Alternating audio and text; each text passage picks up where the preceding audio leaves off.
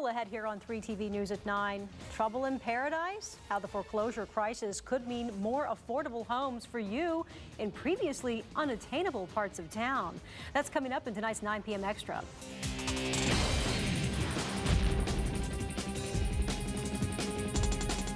In tonight's 9 p.m. Extra, trouble in paradise. If you thought the state's foreclosure crisis was just hitting the poor parts of town, think again.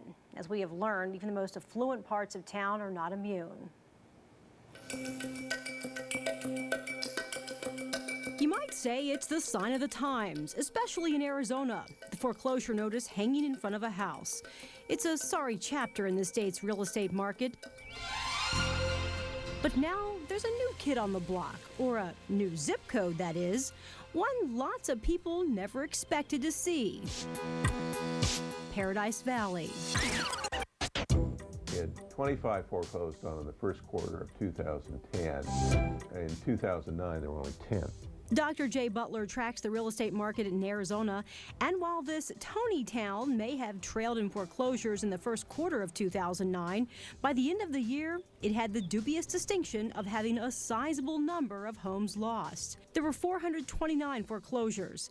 If trustee sales are added to that total last year, in all, there are only 6,500 homes in PV. Generally, the issue gets to be is when you think foreclosure, you typically conjure up in your mind an individual who made a bad decision, really didn't know what they were doing, or they were at the low totem pole of the job and they lost their jobs.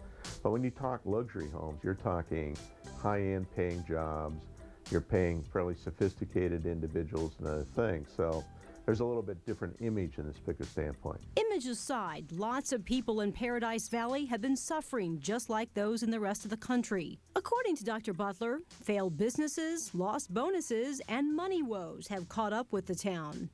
And as unique as Paradise Valley is, it's also got a unique problem when it comes to failed properties. There was a very active market in Paradise Valley where people would buy $1 million home and tear it down and maybe join the lots together and build an upper end type home that just simply could not be sold. One of those spec homes was something Sandra Wilken showed to Jennifer and Todd Patterson in April. So they're pricing the home when they're starting construction, and all of a sudden you've got a $7 million home that by the time it's done now, the market has turned and they couldn't give it away.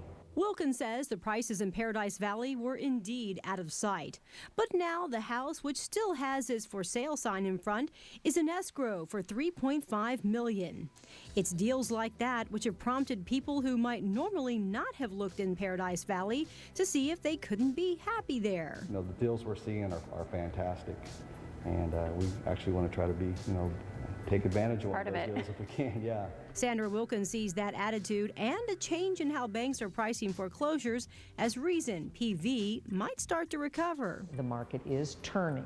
People are finally getting smart on how to price their homes. You've got to price them aggressively so that they will move in a shorter period of time.